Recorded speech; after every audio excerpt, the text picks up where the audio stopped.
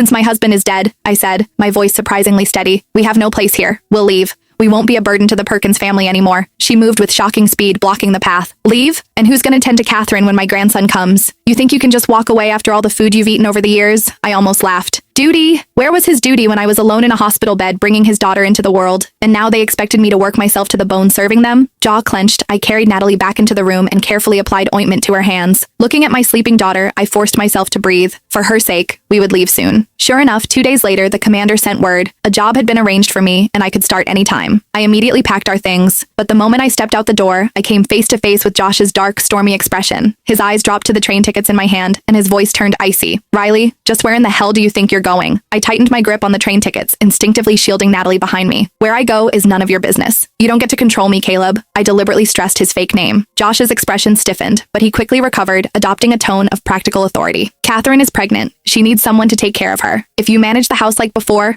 I won't let you go hungry. I looked at him, my gaze unwavering. Josh is dead. As an outsider, I wouldn't dare impose on your family. We are just a helpless widow and child. Catherine is your wife. You take care of her. With that, I turned, taking my daughter's hand to leave. But Josh moved swiftly. In 2 strides, he was upon us. Before I could react, he snatched the tickets from my hand and in a few brutal motions, tore them to pieces. You're my sister-in-law, he said, his voice dropping to a threatening register as the scraps fluttered to the ground. I'm doing this for your own good. How are you going to survive out there? Here, you'll have food and a roof. Be sensible. The sight of our escape, shredded and scattered, sent a tremor of pure rage through me. I shoved him hard in the chest. So you do remember I'm your sister-in-law? Then stay away from me. He didn't retreat. Instead, he closed the distance again, his old impatience and arrogance rolling off him in waves. Don't make this harder than it has to be. I'm offering you a place to stay. What more do you want? I almost laughed in his face. The hypocrisy was breathtaking. In my past life, he had let his mother throw us out into the cold. Now that I was choosing to leave, he sought to imprison me. You are my brother-in-law, not my keeper. I am free to go. What right do you have to stop me? He frowned, as if I were a stubborn child, and made a show of offering a grotesque compromise. Riley, are you really this heartless? The moment my brother dies, you can't wait to run? Fine. If it's security you're after, I'll take responsibility for both households. Isn't it just a husband you're missing? I'll give you a proper title. Catherine's child can even be raised as yours. I didn't let him finish. The revulsion and fury exploded in me. My hand swung with all the force of my betrayal, my grief, and my lost years. The slap cracked across his face, snapping his head to the side. Shock, then instant, black rage contorted his features. Have you lost your mind? You're not going anywhere today, he snarled. He grabbed my arm and shoved me toward the house. I clenched my brows, resisting with everything I had. At that moment, the gate to the property swung open. The commotion broke Josh's focus, and when Josh saw who entered, shock froze him in place.